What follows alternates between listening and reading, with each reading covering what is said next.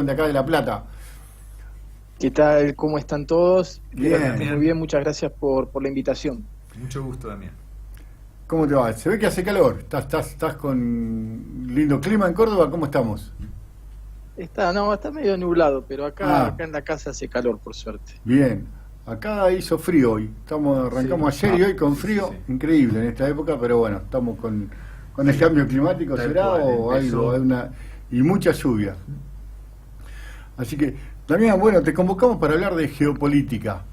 Este, contanos primero, ¿qué es la geopolítica para vos? ¿Cómo llegaste? Contanos un poquito de vos y cómo llegaste a la geopolítica.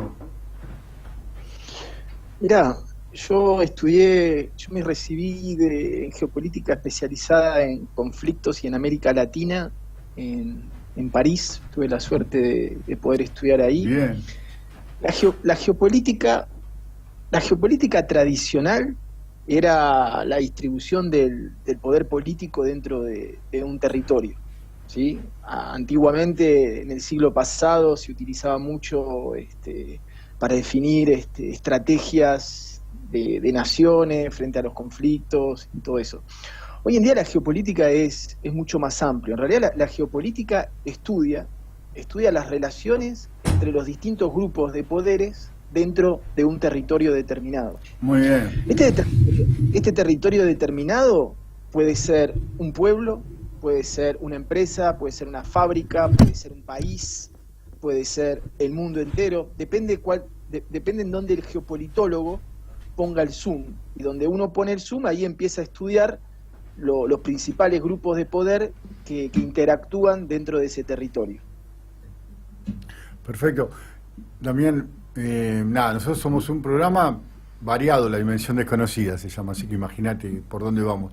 Pero empezó el programa con un tema de política ambiental, cuando empezamos hace 4 o 5 años, y el tema hoy es global y es un tema de cambio climático, pero a mí me interesaría tratar el tema de la geopolítica del agua, que he estado haciendo unos cursos, entonces estoy con esos temas, pero es de una importancia vital y cada vez más grande. Y hay migración hasta guerras. Eh, Contanos un poquito de eso, si es lo que se viene, cómo lo ves como analista político. Okay.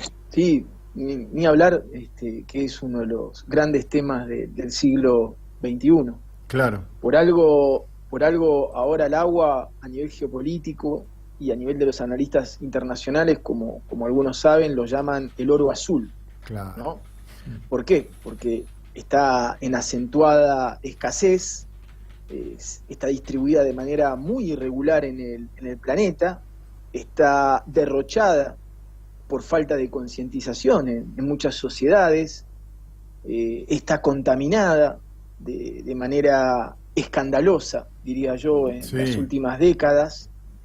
Entonces, cada vez este oro azul va creciendo en cuanto a su valor geoestratégico para los distintos países, ¿sí? Hoy en día el agua, la geopolítica del agua dulce, si querés, se encuentra en el corazón mismo de la geoestrategia y la geopolítica mundial, yo diría, de las naciones del mundo. bien, mirá, qué buen dato. Ujú, ujú. Y completando el tema del agua, el tema de las migraciones climáticas o migraciones con productos de escenarios bélicos, ¿no? Eso complica la necesidad de agua. ¿Se toca en algún punto el análisis geopolítico o se mantiene como dos esferas diferentes? No, en geopolítica, sabés que, bueno, esto no lo dije, pero la geopolítica en realidad es un cruce de caminos Claro, de diversas disciplinas, ¿sí?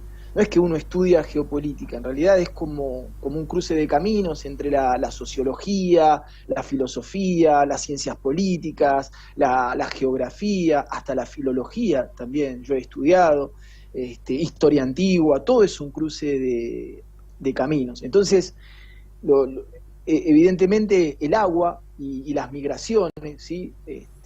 Están muy intrínsecas cada uno. Para que el oyente tenga algún dato, ¿sí?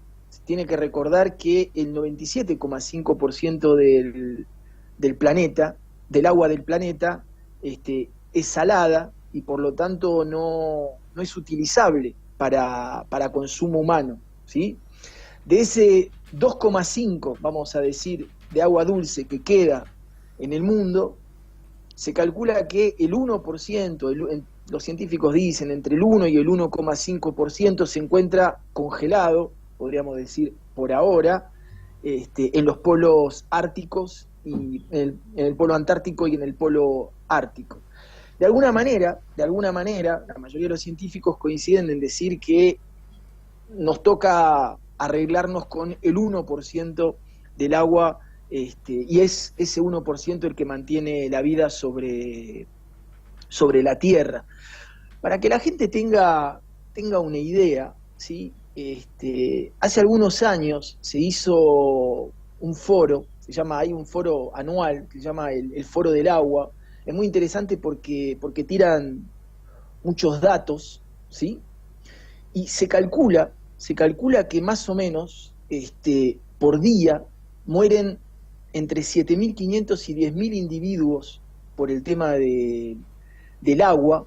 De esos 10.000 individuos se considera que mueren 5.000 niños, para que tengan una idea, y esas personas mueren por falta de saneamiento del agua. En el mundo actual, más o menos, se calcula que entre 2.500 y 3.000 millones de personas no tienen acceso a un agua de calidad. De calidad, ¿sí? Claro. Y si uno de ahí después deriva toda la cantidad de problemas de salud y consecuentes muertes que se producen hoy en día por el tema del agua, no tenemos dudas en afirmar de que hoy en día el tema del agua mata mucho más gente que todas las guerras reunidas en este momento. El agua puede ser también un condicionante de nuevo sistema mundial, de nuevo orden mundial, de empezar, por ahí es muy grande la pregunta y me estoy yendo, pero puede empezar a modificar y a pelear y a generar órdenes mundiales desde ubicación geográfica hasta generar, los que tienen más agua, empezar a tener más poder, a tener o a haber guerras por esa agua, y empezar a cambiar el orden mundial desde, como dejando de ser lo económico, ¿no? Siempre que va a tener mucha importancia, pero un recurso natural es casi siempre lo que pasa con las potencias. El petróleo ha sido en un momento. Sí. A lo que vos llamás, la pregunta se le llama, en geopolítica la llaman el estrés hídrico, el estrés hídrico, producido en las relaciones en los países. Hoy en día hay el tema del estrés hídrico es cada vez más fuerte. Fíjate que ahora, en plena catástrofe humanitaria, en el conflicto entre el Hamas y el gobierno de Israel, el tema del agua es fundamental. Egipto con Etiopía tiene unos conflictos por el tema del agua increíbles. Fíjate que en Europa, en Francia, por ejemplo, este último verano, salieron a multar a las personas que ponían el agua en la pileta. Está muy, muy delicado este tema. Lo que pasa es que nosotros, como bien vos sabés, en América Latina, todavía no tenemos conciencia porque estamos sentados, ¿sí?, sobre una mina de oro azul, que como todos saben es el acuífero Guaraní, que se calcula que más o menos representa el 30% de las reservas hídricas que hay en el mundo. Por eso nosotros en ese sentido no lo vivimos, pero yo siempre he tenido la suerte de viajar por África, y cuando uno le cuenta a las personas de ahí lo que en América Latina utilizamos, por no decir derrochamos el agua, la gente se vuelve loca. Hay muchos pueblos donde las poblaciones hacen 15, 20 kilómetros diarios para conseguir agua. Claro. Y después ya salimos para el tema. Discúlpame, hablabas del nuevo orden mundial. Sí. Si querés que abordemos ese tema. Dale, vamos por ahí. El tema del agua. No, vamos por ahí, vamos por el nuevo tema mundial. Okay. Mirá, el tema del nuevo orden mundial, hay dos maneras de de analizarlo. Y hay dos maneras de verlo.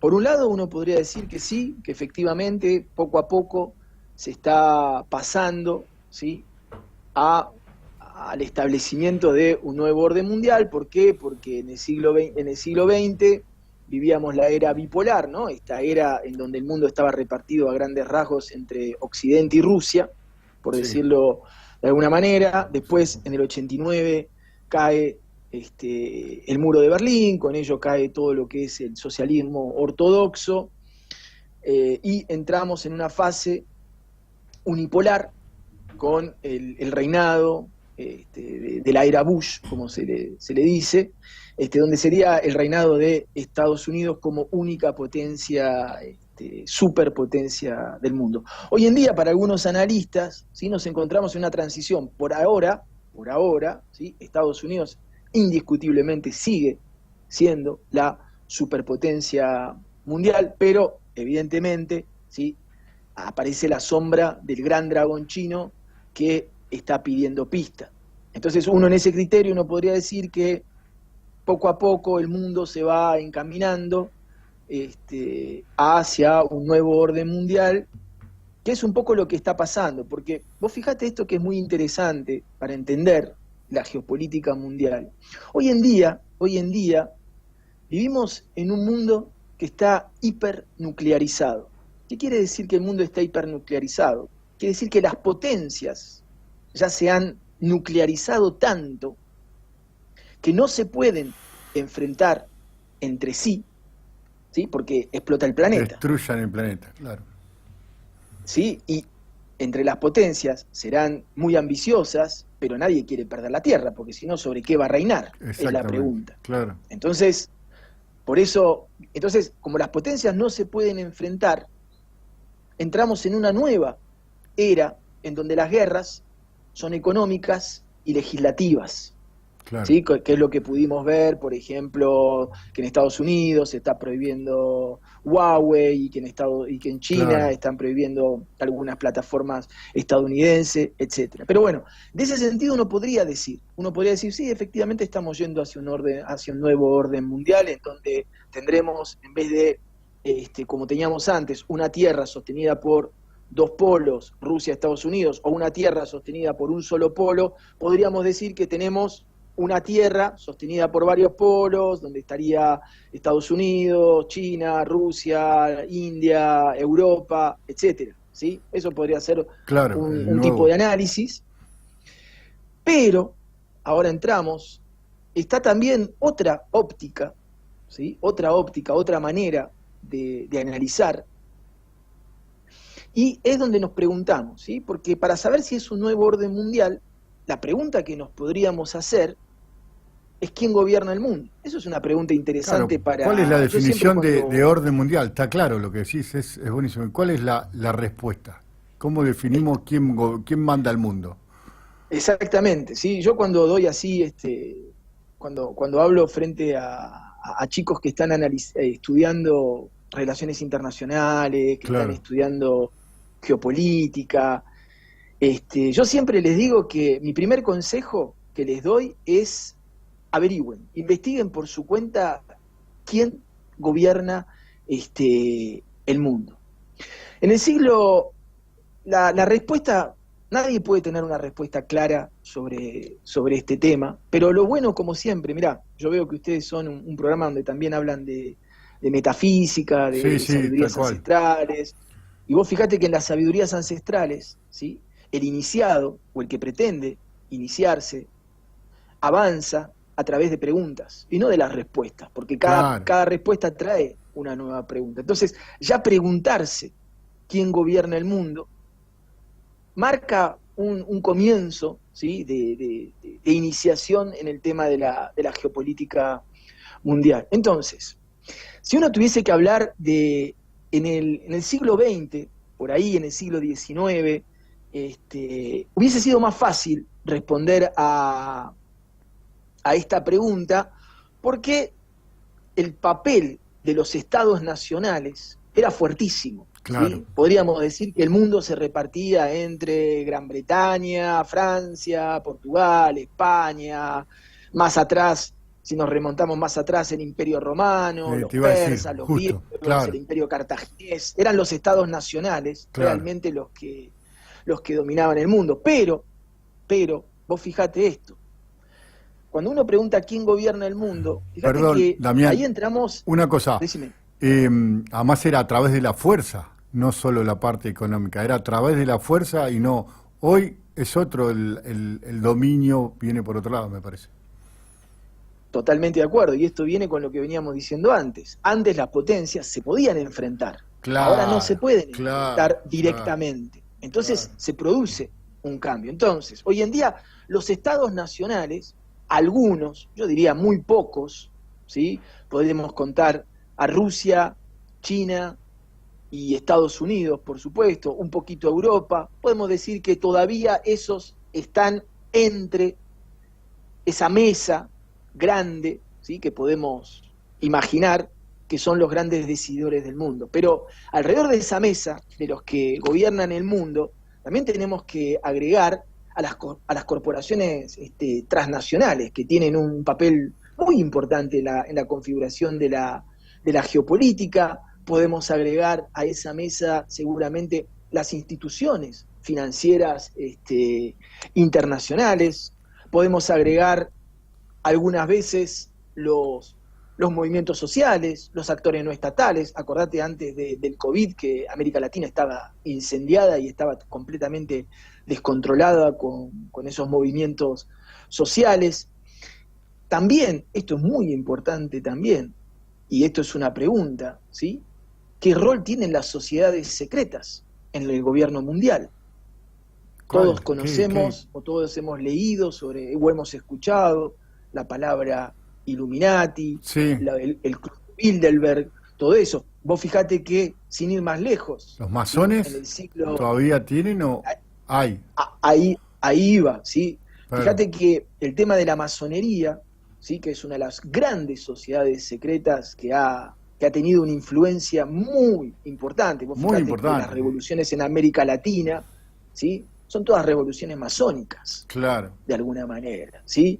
Vos fijate que hoy en día es muy interesante, ya que estamos hablando de geopolítica, Sí. vos fijate que una de las cosas que marca la victoria de Javier Milei en las elecciones argentinas, ¿sí? Es el retorno de la masonería al centro de poder en Argentina, Ay, ¿cómo después es de eso? mucho tiempo. Me interesa.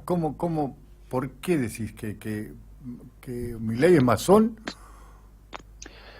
Milei tiene todas las características. ¿Por qué Milei es masón? Porque Milei, ¿sí?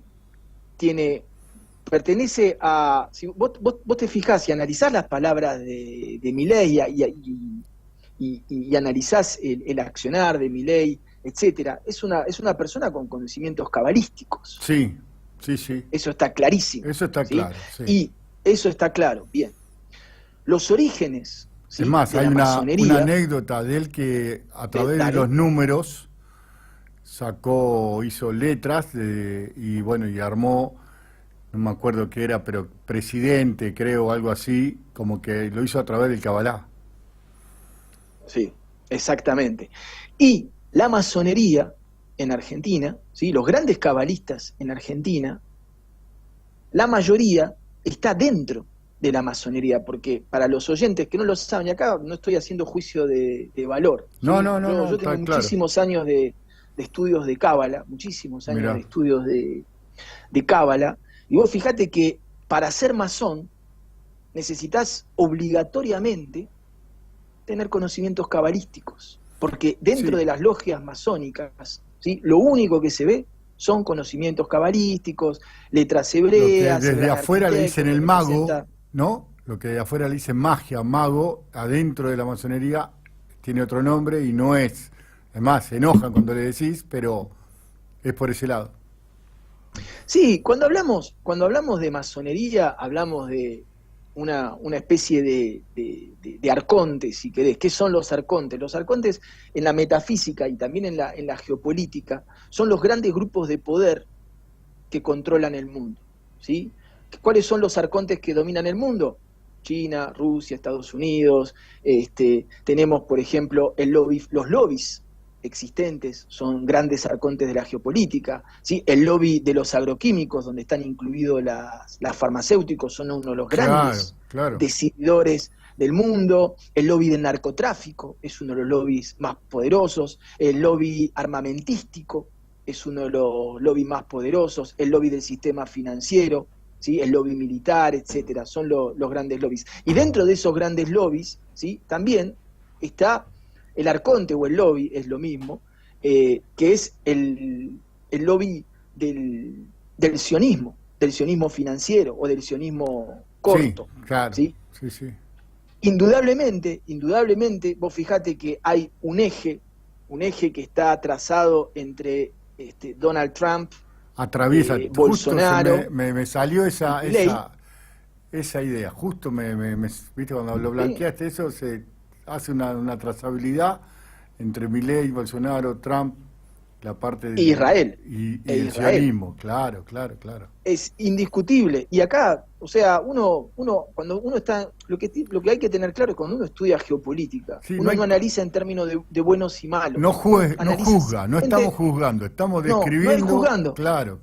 Exacto. Cada uno tiene su equipo detrás que lo sostiene, o su arconte o su lobby que lo sostiene. Y es indiscutible que a Javier Milei, ¿sí?, el sionismo lo banca. O sea la masonería, o sea el sionismo financiero, pero uno de esos arcontes está detrás de él y lo está sosteniendo de manera muy fuerte. ¿No pueden ser los dos? ¿Cómo? ¿Pueden ser los dos o no?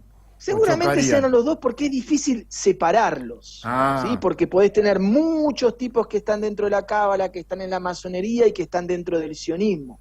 ¿Sí? Es lo mismo, es muy difícil separar a la vez, pero lo podés separar. Pero vos fijate, si querés separar el lobby sionista del lobby militar, del complejo militar en Estados Unidos, hay muchos miembros del sionismo que tienen muchos intereses, ¿sí?, dentro del complejo militar armamentístico estadounidense. No, Damián, los sionistas manejan el tema armamentístico y espionaje, y son ellos los que proveen a Estados Unidos y son los avanzados en el tema de armas y espionaje. Empresas privadas, no hablo del Estado solamente. Sí, yo creo que yo estoy de acuerdo con lo que decís, pero yo no diría que es los sionistas solamente, pero no hay duda que los sionistas tienen una gran parte o repartición de las porciones de una torta respecto a lo que vos estás hablando. Y no solamente están metidos o tienen una uña, una garra o una mano en el tema militar, sino que también tienen la otra pata en las grandes armas, porque en las grandes armas nucleares del siglo XXI, que es la comunicación. Vos fíjate que las nuevas armas del siglo XXI son la comunicación. Y en ese sentido, ¿sí?, ese arconte que uno podría llamar, ese lobby sionista, ¿sí?, tiene muchísimos armamentos comunicacionales a su alcance. Sí, nos queda poco tiempo, es apasionante, te vamos a convocar para el próximo miércoles, la verdad que me encantó, si podés y cosas, seguimos hablando de este tema. Con mucho gusto. Me encanta el tema geopolítica y el tema masones también. Y una pregunta corta, pero para llevarlo a la parte local. Nosotros tenemos grandes riquezas naturales, casi todas naturales. ¿Podríamos ser un arconte, para decirte de una manera, o ser un lobista mucho más fuerte de lo que somos? El tema es que no, creo yo, por ahí me estoy equivocando, no tenemos otra pata que es la armamentística o la fuerza para poder defender eso, ¿sería? ¿O estoy equivocado? ¿Cuántos minutos hay de respuesta? Así me quedarían 5 como mucho. 5 minutos, perfecto. Mirá, hay una entrevista que está dando vueltas, muy interesante, y son los primeros minutos, que es la entrevista que le hizo Fantino a Victoria Villarroel antes de que sea elegida vicepresidenta, y la vicepresidenta argentina decía que, y tenía razón en ese sentido, que las Fuerzas Armadas argentinas estaban completamente desmilitarizadas, que siendo una potencia en materia de recursos naturales, éramos el hazmerreír armamentístico de la región, no utilizó esas palabras, pero ese era el concepto, y que había que cambiar eso. Y a lo cual Fantino, que me sorprendió, muy informado, ¿sí?, le empezó a contestar, pero nosotros tenemos un retraso de 20, 30 años, ¿sí?, no podemos ni correr los buques chinos cuando hay que ir a tratar pesca, de alcanzarlos. Claro. ¿A quién vamos a salir a correr? Y yo hice un comentario en mi canal y dije que yo iría todavía más lejos en la discusión.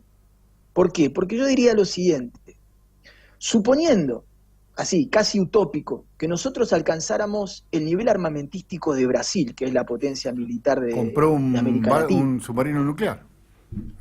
Que por lo menos tienen un submarino nuclear, ¿sí? Suponiendo que nosotros podríamos alcanzar ese poderío militar, nosotros como país no podemos hacer absolutamente nada si un día nos cae alguna potencia nuclear a invadirnos. Claro, ¿Con qué nos vamos a defender? Claro. Vos fíjate que todavía lo llevo más lejos en el análisis.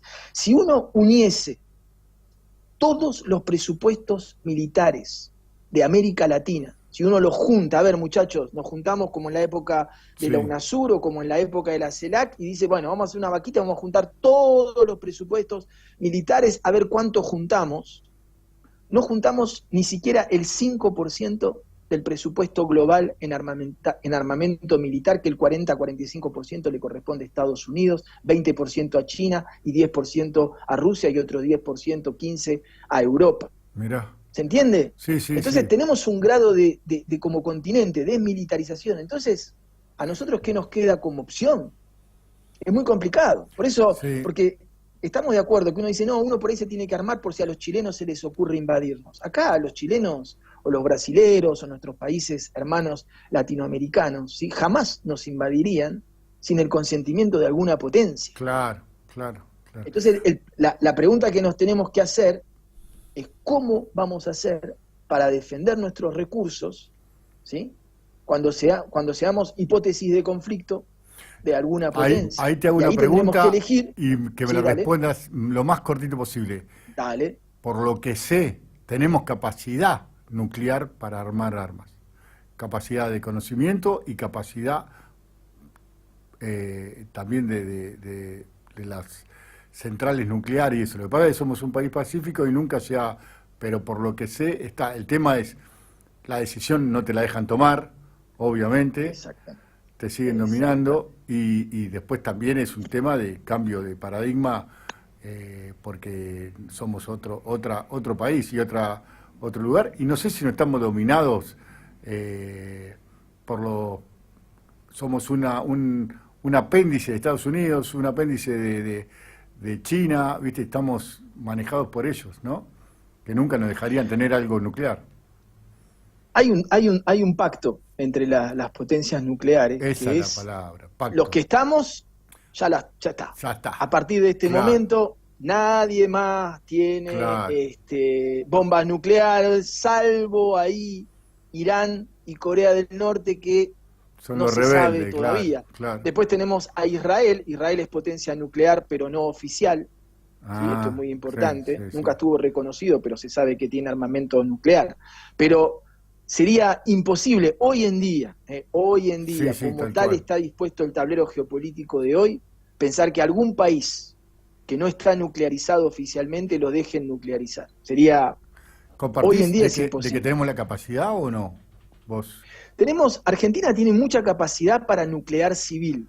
Sí. Que es el paso inicial, digamos, que tiene que ver con el enriquecimiento de uranio, que es el paso inicial para poder llegar algún día a un nuclear más militar. También. Pero digamos que, como decían ahí en el fútbol, la base está. Claro.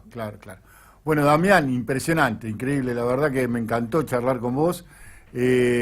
Vamos a ver si podemos tenerte. El último programa nuestro es el miércoles que viene y vamos a ver si podemos charlar un poquito con todo esto de la geopolítica mundial, que me encanta, y ver los poderes, cómo se van repartiendo y cómo... Pero además diste una amplitud del tema, que no solo son los países, Si no están las transnacionales, está el sionismo, está el masonerismo, está muy bueno, muy bueno. Así que tenemos las nuevas tecnologías también. Hoy en día, vos fijate, en ese tema nos tenemos que meter, porque ahí... A Elon Musk ya lo reciben como un jefe de Estado. Eso es muy interesante también. Pero además es increíble cómo nos están mostrando un mundo y nos van llevando, ¿no? A través de los celulares. Hay una filosofía de Platón que se llama la cueva, que hay 4 presos que están mirando la pared todo el tiempo atados ahí y ven las sombras que vienen de afuera, ¿viste? Y ven su realidad es esa. Y hasta que un día se escapa uno y va afuera y ve que la vaca es la vaca, que tienen 3D, ¿viste? Que tienen 5 dimensiones, que está... Vuelve y le cuenta a los amigos que estaban en la prisión, ahí en la cueva, no le creen ni lo matan. Te la resumí.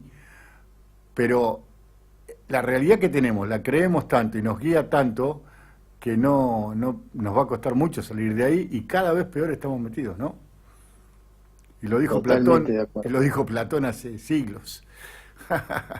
Bueno, Damián, no te molestamos más, muchísimas gracias y vemos el miércoles que viene si salís de vuelta, que me encantaría. Ahí, dale, estamos a la orden y a ustedes y felicitaciones por el programa. Bueno, bárbaro, y si no te veo, feliz Navidad y feliz Año Nuevo para todo Córdoba allá y estamos al habla. Muchísimas gracias.